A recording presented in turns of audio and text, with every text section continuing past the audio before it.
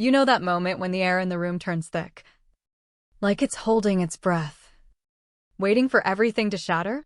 That's how it felt when I walked into Emily's bedroom that afternoon. The floor was a battlefield of torn paper scraps, vibrant colors bleeding into each other like wounds that wouldn't heal. My 9-year-old daughter sat in the middle of it all, her small hands clutching a half-destroyed sketch she'd poured her heart into for days, a whimsical forest scene with dragons and hidden fairies, now reduced to jagged pieces.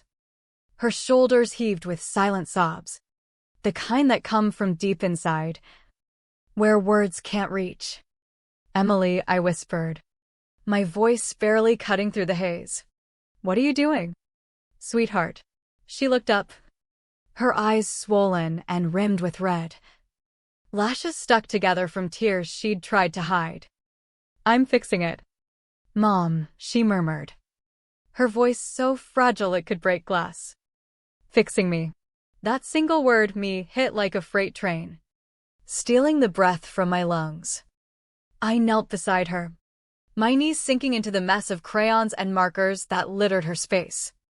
Emily's room had always been her sanctuary, an explosion of creativity, walls plastered with her drawings, shelves overflowing with half-finished crafts. The kind of joyful chaos that screamed, "A kid with a wild imagination lives here." But now, it felt like a crime scene.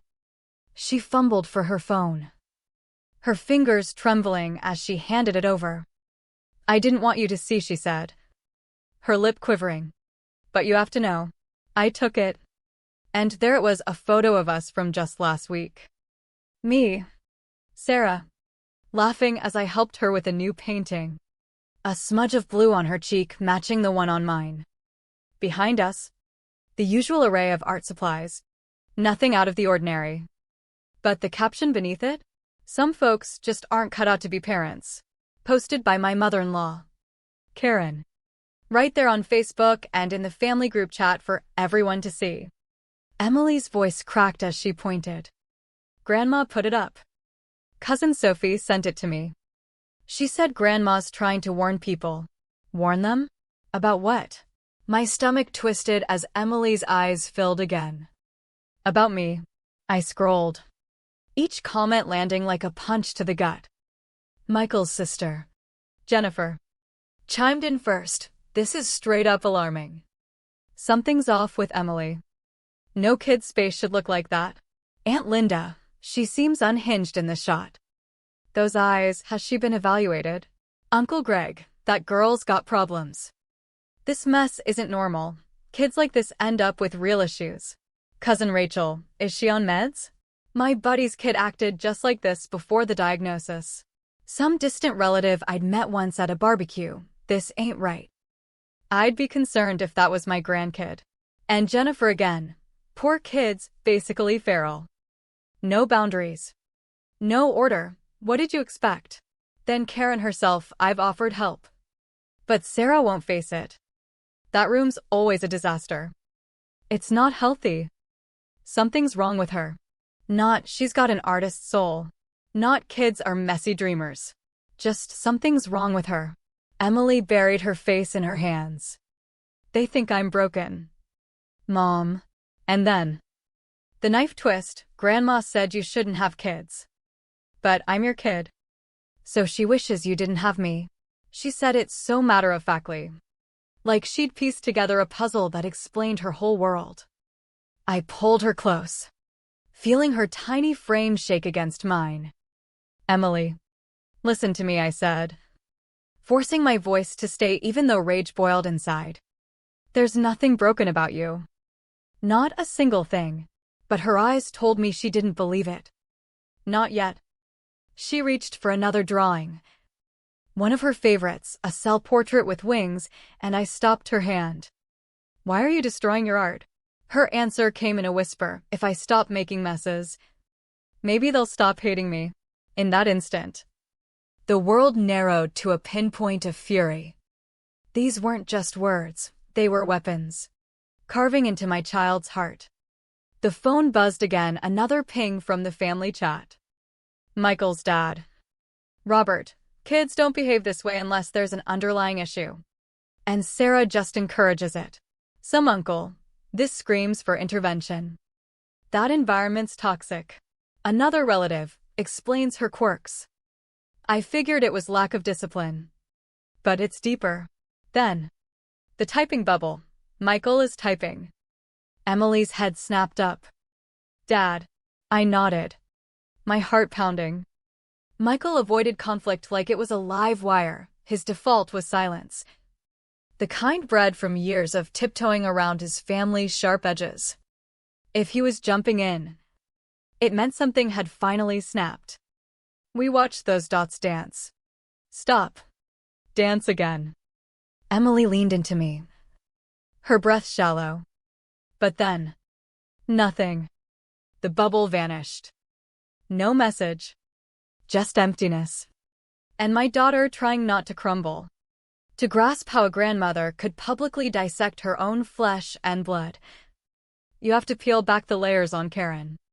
She didn't just hate clutter, she waged war on it. Viewing any hint of disorder as a personal failing. A moral stain. I learned that the hard way. Back when Michael and I were dating. She dropped by our tiny apartment unannounced. Spotted a couple of coffee mugs in the sink and a stack of mail on the table. And froze like she'd walked into a biohazard zone. Good Lord, she drawled. You actually live like this? I chuckled, thinking it was banter. It wasn't. Michael jumped in with apologies, smoothing it over. That was flag 1. Flag 2, Jennifer. The golden child. Her house was a showroom, spotless counters. Kids' rooms like Pinterest boards with labeled bins and minimalist decor. Her twins, Alex and Sophie, were the benchmark, tidy, polite, predictable. Emily? Her space was a riot of invention. Walls alive with taped-up masterpieces. Jennifer never missed a chance to jab, she's so imaginative, she'd say with a tight smile. Eyeing the chaos. Or, Sophie never needed all the stimulation, maybe Emily's just wired differently. Sensitive. Distracted. Unstable. Always veiled. Always dripping with faux concern. Always aimed like arrows. Karen lapped it up, turning family gatherings into subtle competitions. Not celebrating differences, but moralizing them, the good grandkids versus whatever Emily represented. It crept in slowly. Emily gets so overwhelmed. She doesn't self-regulate well. That room of hers gives me palpitations. Once, when Emily was 6, Karen knelt down and cooed. Honey, does your head feel as jumbled as this place looks? I bit back a retort. Michael said nothing. Silence was his armor. Forged in a childhood where speaking up meant guilt trips and lectures. But beneath Karen's obsession lurked control, wielded through words. Guilt. And yes, money. Our money. It started innocently. Could you spot us for the utilities this month? Times are tough. Then groceries. Then just a little help with the car payment. Michael automated it, calling it temporary. I didn't know the full tally, but it added up, thousands quietly siphoned. Partly from my freelance illustrator gigs, where my chaotic sketches paid the bills. The same disorder Karen pathologized was funding her lifestyle. The hypocrisy burned. Last year, Michael confessed he'd oversent that month and asked if I could cover $150 for their emergency meds. I did it, swallowing the resentment. Saying no felt selfish. But now, seeing Emily's shattered confidence, the dots connected, the judgments, the cash flow, the manipulation, all tentacles of the same beast. The message from Michael finally landed while Emily was in the bathroom, splashing water to hide her sniffles. I read it aloud to myself. Each word a spark. Mom, you shared a photo of my wife and daughter. Then let the family pile on diagnosing a 9-year-old like she's defective. That's not worry, that's vicious. If you see my child as broken, You have no place in her life. You've taken our money gladly for years while trashing us. That stops today. If you need support, hit up Jennifer. I should have drawn this line ages ago. This is my last word. No softeners. No backpedaling. He exited the chat. The family went radio silent, no likes. No replies. Just stunned void. Then, a cousin, whoa. Did he bounce? Jennifer, what's happening? From the hall. Emily called. Mom, can I rinse now? Or will Grandma screenshot that too? A tiny joke amid the wreckage, a flicker of her spirit. Rinse away, I said. She shuffled back. Eyes puffy but curious. Did Dad send it? He did. What did he say? I paraphrased. Shielding her from the harsh bits, he called them out for being wrong. Said they can't talk about you like that. And this is the end. She fidgeted. Are they angry? Probably. But that's on them. My phone lit up, Michael. I stepped out. Is she okay? Urgency laced his voice. She saw it all. Silence. Heavy as lead. I'm heading home. Click. When he arrived, he went straight to Emily, dropping to her level. You did nothing wrong, he said firmly. What they wrote, that's on them. Not you. She exhaled. Can I crash in your room tonight? Family pile-on, I said. Grab pillows. She scampered off, a ghost of a smile returning. Michael booted up his laptop at the table, clicking methodically. Minutes later, he shut it. My phone rang, Karen. He nodded. Speaker on. What the hell is this? She barked. You ditch the chat? Embarrass us? Some meltdown.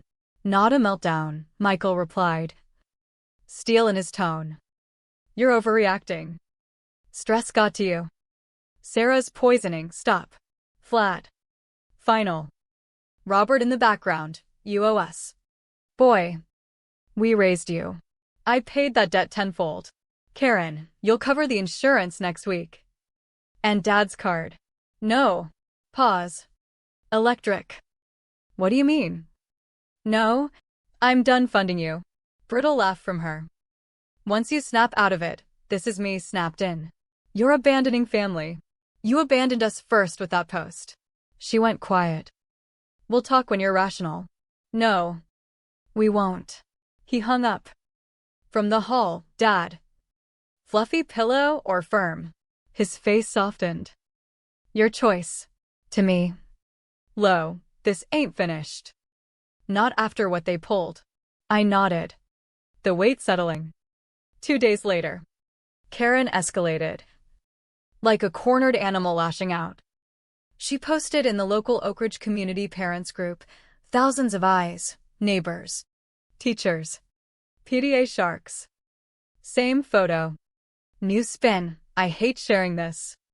But I'm terrified for my granddaughter. I voiced mild worry about her setup. And my son and his wife cut us off cold. We've backed them financially for years. And this is the thanks? Tell me. Is this unsafe for a kid? My blood ran cold. Mild worry? And outing the money like we were leeches? Strangers piled on, heartbreaking, looks neglectful.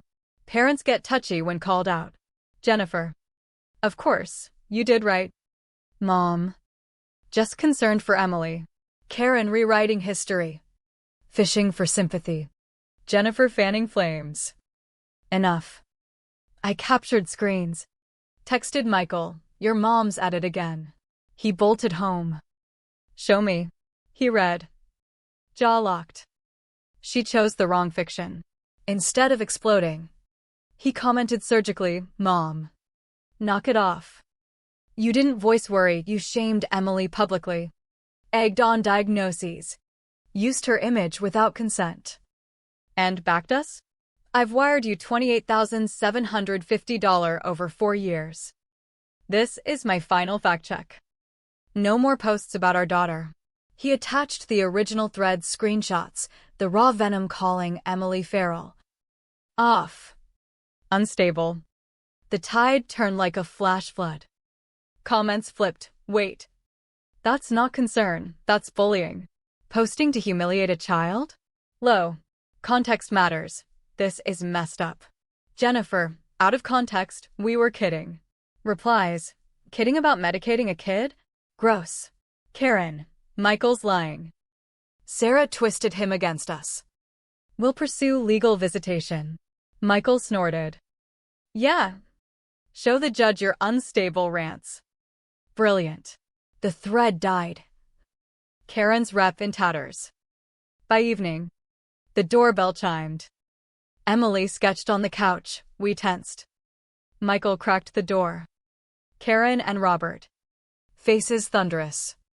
We talk now, Karen snapped. Enough online nonsense.